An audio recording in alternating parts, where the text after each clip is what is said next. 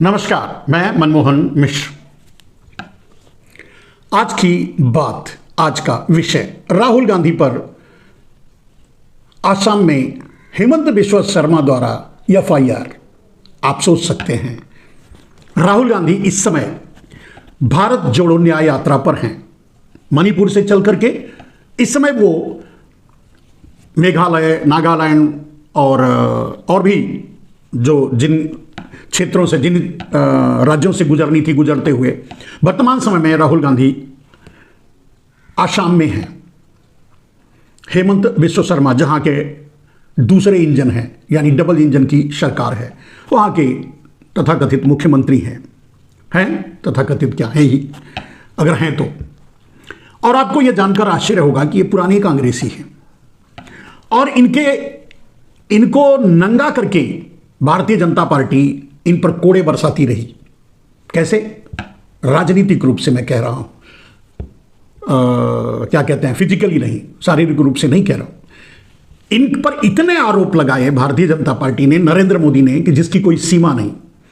इन पर अपने सारे पार्टनर्स को छोड़ दिया, यानी भारतीय जनता, यानी मोदी जनता पार्टी ने अपने सारे पार्टनर्स को छोड़ दिया। Partner number 1 IT, 2 CBI, 3 and enforce, ED, सबको लगा दिया इनके पीछे। खूब धुलाई की करके फिर उसके बाद क्या हुआ, ये उछल करके भारतीय जनता पार्टी में चले गए। जैसा कि अक्सर होता है, जब किसी को लगने लगता है कि बचने की कोई गुंजाइश नहीं, अब जेल जाना पड़ेगा, तो जेल जाने से अच्छा भारतीय जनता पार्टी में चले जाते हैं। वैसे भारतीय जनता पार्टी का नारा भी यही है, जेल जाओगे या हमारे पास आओगे। तो पास में चले गए।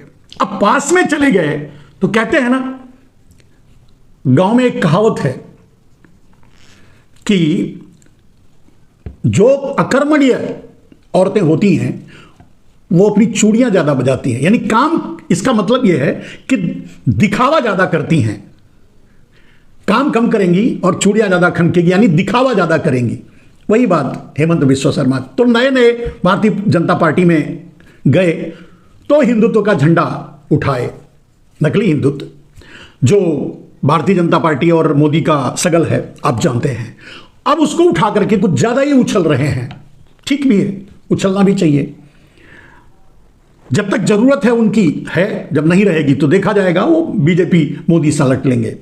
उन्हें पता नहीं है मोदी कौन है और कैसे हैं। ठीक है, तो डबल इंजन की सरकार है।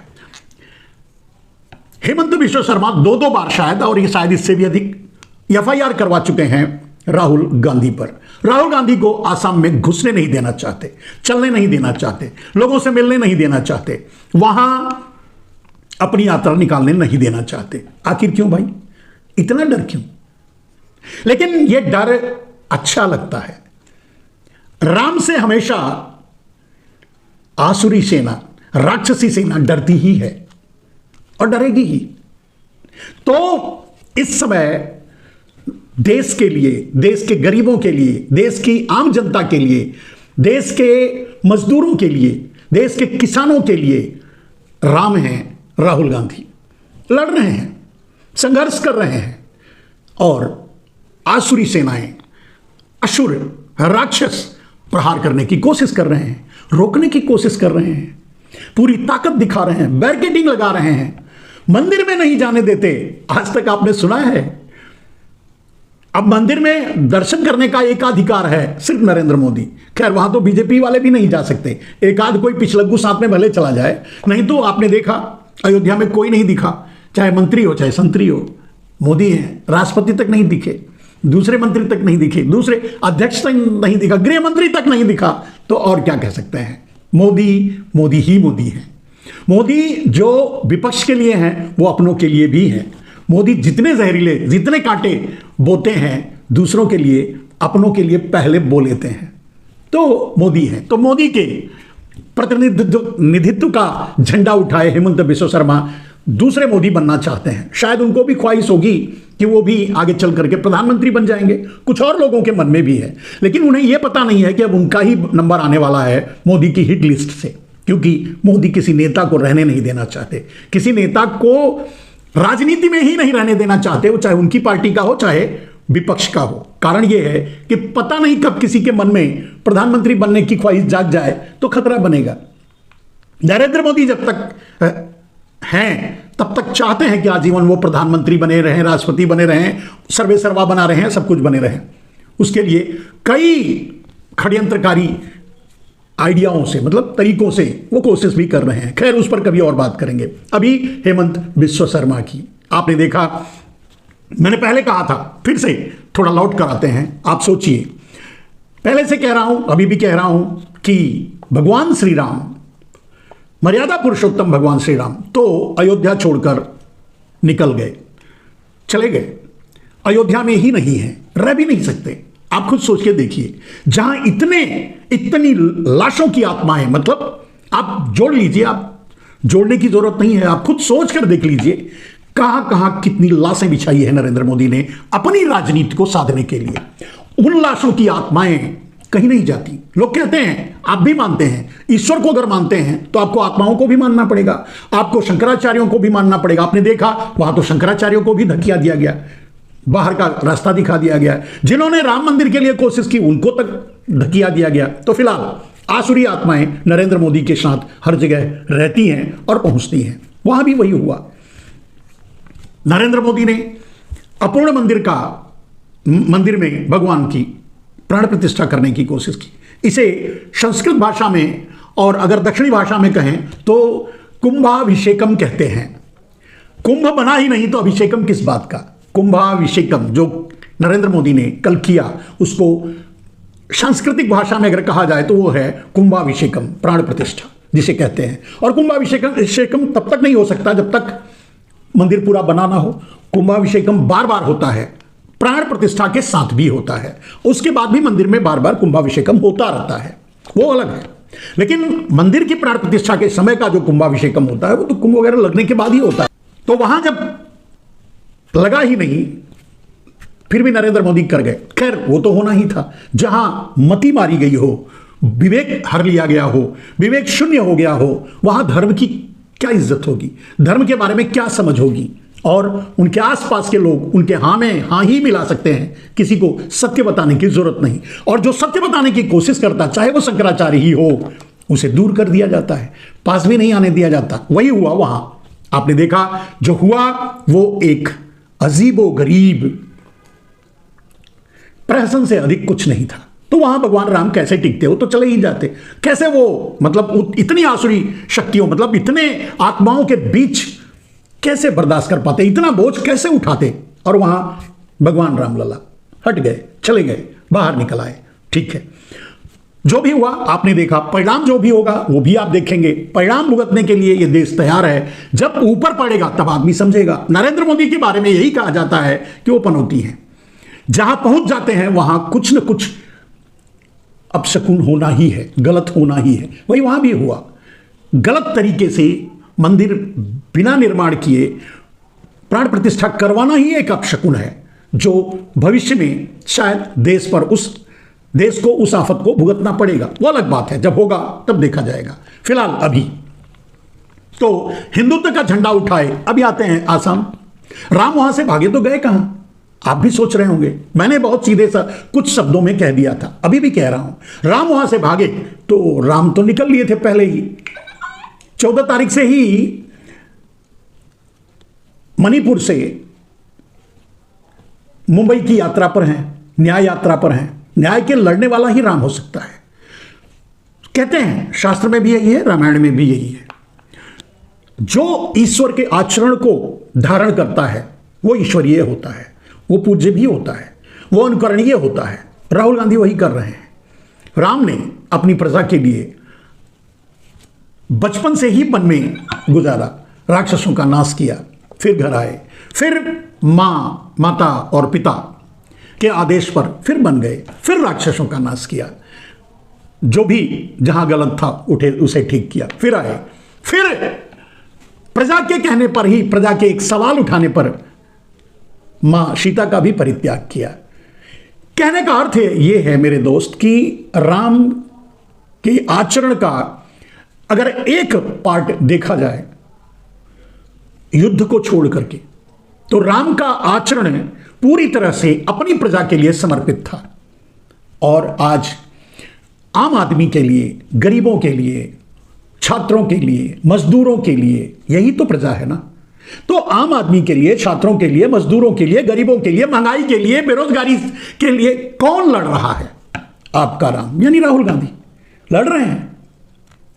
2-2 FIR हो चुके हैं, राक्षसों से युद्ध कर रहे हैं। जिस तरह का युद्ध करना है कर रहे हैं, पीछे नहीं हट रहे हैं। पीछे हटने वाली बात पर भी याद आया कि शायद हेमंत बिश्व शर्मा या नरेंद्र मोदी ये सोचते होंगे, या अमित शाह जी ये सोचते होंगे कि राहुल गांधी पीछे हट जाएंगे, यात्रा रुक जाएगी, रोक दी जाएगी, या जो भी सोच रहे होंगे। ऐसा कुछ भी होने वाला नहीं है। वो दलालों का खून नहीं है, वो अंग्रेजों के मुखबिरों का खून नहीं है, वो अंग्रेजों को बुलाकर अपने देश में अपने देश को गुलाम बनवाने वालों का खून नहीं है।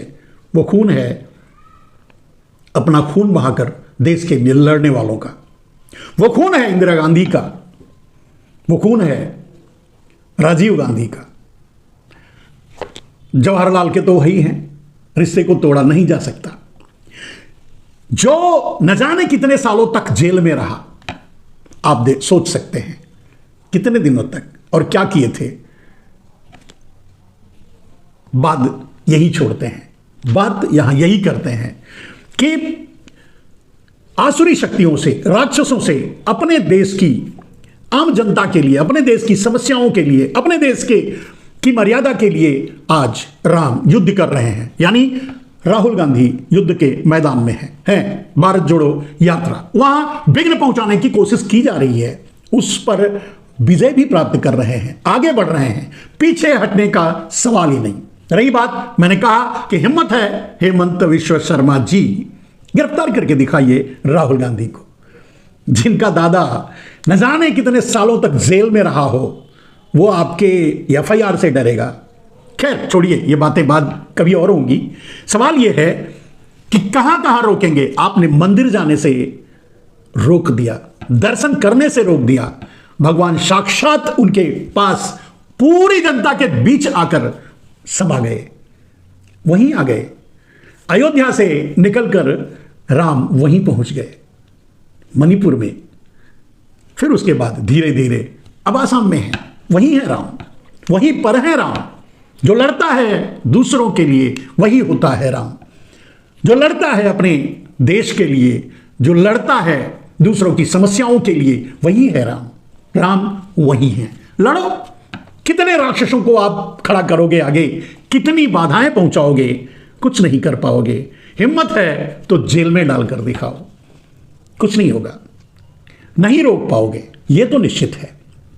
लेकिन सवाल यह है, मैंने कहा कि मंदिर में जाकर ईश्वर दर्शन से रोका गया तो ईश्वर खुद साक्षात चलकर आ गए वहां। छात्रों से मिलने से रोका गया, यहां तक कि यूनिवर्सिटी के प्रोग्राम कैंसिल कर दिए गए, छात्रों को मिलने से रोका गया तो छात्र खुद बाहर आ गए। छात्र भी भगवान ही होते हैं, कहते हो ना। हमारा शास्त्र तो यही कहता है, रामायण तो यही कहता है, वेद पुराण तो यही कहता है, कण कण में भगवान है। वो सारे कण बाहर आ गए, सारे छात्र बाहर आ गए और शामिल हो गए अपने भगवान के साथ। शरीर, ये सारी ये स्थितियां हैं जो एक साथ मिलकर के एक शरीर बन गया, यानी साक्षात ईश्वर। आपने देखा कहां होता है ईश्वर? प्यार में, मर्यादा में, इज्जत में। भगवान तो सबरी के घर भी जाते हैं, वहां भी उसका जूठा बेर खाते हैं, भगवान है। सोचकर देखिए, राहुल गांधी प्यार बांटने निकले हैं, प्यार की क्या कहते हैं उन लोग, प्यार की दुकान खोलने निकले हैं, मोहब्बत की दुकान खोलने निकले हैं। तो मोहब्बत में ही ईश्वर होता है, प्यार में ही ईश्वर होता है, संघर्ष में ही ईश्वर होता है। जो दूसरों के लिए लड़ता है वही ईश्वर होता है, जो दूसरों के लिए जीता है वही ईश्वर होता है, और उसमें जो सहभागी बनता है वो ईश्वर के न जाने कितने अंग हैं, स्वरूप है, रूप है, वो सब वहां दिख रहा है। आपने देखा, मैंने कहा छात्रों को रोका गया तो उन्हें, राहुल गांधी को कॉलेज में नहीं जाने दिया गया तो छात्र कॉलेज से बाहर आ गए। इस दृश्य को देखने के बाद भी डर नहीं लगता नरेंद्र मोदी को, या डर नहीं लगता हेमंत विश्व शर्मा को। ईश्वर कहां है? ढूंढिए, खोजिए। नहीं है वो अयोध्या के मंदिर में, बैठ भी नहीं सकते वहां तो न जाने कितनी प्रेतात्माएं, न जाने कितनी मृतक आत्माएं, जिनको नरेंद्र मोदी ने राम नाम सत्य है किया है, वो सब वही हैं। वहां क्या मिलेगा? वहां कैसे रहेंगे? जहां प्यार ना हो, जहां दुलार ना हो, जहां स्वाभिमान ना हो, जहां इज्जत ना हो, वहां ईश्वर कैसे रह सकते हैं? इस इज्जत किसकी? बुजुर्गों की। अपमानित किया गया उन लोगों का जो बुजुर्ग थे, आडवाणी जैसे लोग, मुरली मनोहर जोशी जैसे लोग, राष्ट्रपति, हमारे जनाधिपति। जहां ऐसे लोगों का अपमान किया गया, वहां ईश्वर कैसे बैठ सकते हैं? जहां नाचने गाने वालों को बुलाया गया, न जाने कैसे कैसे लोगों को बुलाया गया, ड्रग माफियाओं को बुलाया गया, बलात्कारियों को बुलाया गया, चोरों को बुलाया गया, डाकुओं को बुलाया गया, भ्रष्टाचारियों को बुलाया गया, और सब आए थे वहां। दलालों को बुलाया गया, न जाने कितने भगवा दलाल भी आए थे, नाम लेने की जरूरत नहीं। और जहां इतनी आसुरी शक्तियां हों, वहां भगवान राम कैसे रह सकते हैं? सोचिए, वहां राम कैसे बैठ सकते हैं? ध्यान दीजिए, आंख बंद कीजिए और सोच कर देखिए। सवाल ही नहीं उठता। राम तो वहीं मिलेंगे जहां कोई भूखा सो रहा है, राम तो वहीं मिलेंगे जहां किसी का अपमान हो रहा है, राम तो वहीं मिलेंगे जहां कोई संघर्ष कर रहा है, राम तो वहीं मिलेंगे जहां कोई सबरी होगी, जहां झूठा बेर होगा।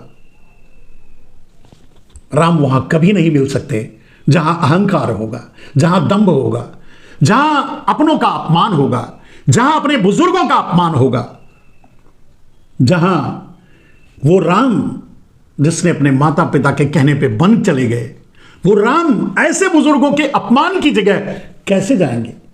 कैसे प्रतिष्ठापित होंगे? कैसे बैठेंगे? कैसे रहेंगे? सोच के देखिए। तो कहां है? अगर वहां नहीं है तो कहां है? अब ध्यान से देखिए, वहीं होंगे जहां कोई एक आदमी अपने लिए नहीं, औरों के लिए लड़ रहा होगा।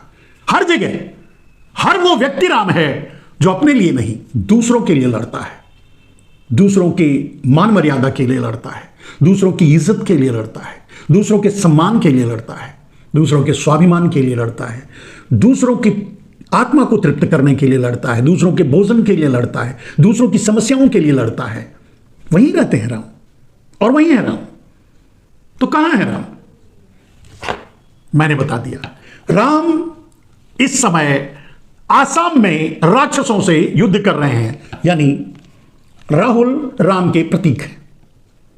देश को चाहिए कि पहचाने राम को और साथ दें, ईश्वर के साथ खड़े हों। ईश्वर के बारे में अगर जब व्याख्या की जाए, बहुत लंबी हो जाएगी, वीडियो ज्यादा लंबा नहीं करना चाहते। अगर इसकी व्याख्या की जाए तो जो ईश्वर वहीं रहते हैं, और ईश्वर उसी में रहता है जो औरों के लिए जीता है, जो औरों के लिए लड़ता है, जो औरों के लिए मरता है, जो औरों के लिए कुछ करता है, कोशिश ही सही करता तो है। आज वही हो रहा है। राक्षस कहां रहते हैं? जो इन कामों में बाधा पहुंचाते हैं। राहुल गांधी क्या लेने गए हैं? क्या मांगने गए हैं? और क्या मांग रहे हैं? अगर भगवान का दर्शन करना चाहते थे, आसुरी शक्तियों ने रोक दिया, असुरों ने रोक दिया, राक्षसों ने रोक दिया, नहीं करने दिया। भगवान खुद बाहर आ जाएंगे। कई उदाहरण मैं दे चुका। ईश्वर को पहचानने की कोशिश कीजिए। आप में भी ईश्वर है, हम में भी ईश्वर है, कण कण में भी ईश्वर है। वही कहते हैं जो आज आपको बरगला करके अयोध्या ले जाते हैं, जो आपकी सारी सोच को अयोध्या में ले जाकर कुंद कर देना चाहते हैं। वही ये भी बताते हैं कि आप में ही ईश्वर है। आप अपने अंदर के ईश्वर को जगाओ, सत्य का साथ दो, सत्य बोलना सीखो, सत्य से लड़ो, सत्य के लिए लड़ो, चाहे जो भी हो जाए। सामने कौन है यह महत्व नहीं रखता। आप क्या बोल रहे हैं, कह रहे हैं, कर रहे हैं, यह महत्व रखता है। अगर आप सत्य पर हैं तो कोई भी दानव, कोई भी असुर आपका कुछ नहीं बिगाड़ सकता। यह तो सच है, और यही राम है, यही राम की शक्ति है। तो आज इस में जो मैंने बताने की कोशिश की, आप समाचारों के जरिए जानते होंगे, जान रहे हैं, जानेंगे क्या संघर्ष चल रहा है राहुल गांधी की भारत जोड़ो न्याय यात्रा से। न्याय यात्रा ही है। किसको न्याय मिला है? महंगाई से आपको न्याय मिला, गरीबी से आपको न्याय मिला, किसानों की जो बदहाली है उससे आपको न्याय मिला। कहां से न्याय आपको मिला? तो न्याय यात्रा, इसकी बहुत जरूरत है पूरे देश को। और वही राहुल गांधी कर रहे हैं। जो दूसरों के लिए करता है वही ईश्वर होता है, ईश्वर का प्रतीक होता है, ईश्वर का वाहक होता है, संदेश वाहक होता है। ईश्वर वही है जो निस्वार्थ किसी के लिए भी कुछ करे। मोदी तो प्राण प्रतिष्ठा भी करते हैं तो वोट मांगने के लिए। इतने बड़े स्वार्थी के हाथों ईश्वर कहां बैठ सकते हैं? इतने बड़े अहंकारी जो धर्म के रक्षक हैं, जो अब तक धर्म को बचा रखे हैं, उनका भी अपमान कर देते हैं। कैसे राम छूने देंगे अपने आप को मोदी को? सोच कर देखिए। किसी की कोई इज्जत नहीं, किसी का कोई गम नहीं, किसी की भावना का कोई कद्र नहीं। हम हैं, जो कर रहे हैं वही सही है। ऐसे अहंकारी, ऐसे दंभी कहां रहेंगे राम? कैसे आएंगे राम? तो खैर, राम वहां नहीं है, अयोध्या में राम आसाम में लड़ रहे हैं। आप भी, अगर आपको लगे कि आपका कोई प्रतीक, क्योंकि राम आपके अंदर है, क्योंकि ईश्वर आपके अंदर है, आप अपने ईश्वर को जगाइए, ईश्वरीय शक्ति को जगाइए। वही आपको प्रेरणा देगा, वही सच्ची राह देगा। मोह माया से त्याग भी वही देगा, आपको सही राह दिखाएगा, सही राह पर ले जाएगा। आपकी अपनी आत्मा से पूछिए, कौन लड़ रहा है आपके लिए और कौन लूट रहा है आपका सब कुछ? तो जो लड़ रहा है उसका साथ दीजिए, वही राम है। आपके दिल का राम ही, आपके मन का राम ही, आपके अंदर का राम ही आपके सामने खड़ा है। अपने आप को समाहित कर दीजिए, युद्ध कीजिए, लड़िए, लड़ना ही पड़ेगा देश को बचाने के लिए, देश के लोकतंत्र को बचाने के लिए, देश की अस्मत, इज्जत, मान, मर्यादा, एकता, अखंडता, सब कुछ बचाने के लिए। वो आदमी कभी जो नफरत बांटता हो, जो नफरत बेचता हो, जो नफरत खरीदता हो, जो नफरत का सौदा करता हो, जो नफरत का लाभ उठाता हो, जो नफरत जीता हो, उसका ईश्वर से क्या लेना देना है दोस्त? सोचिए।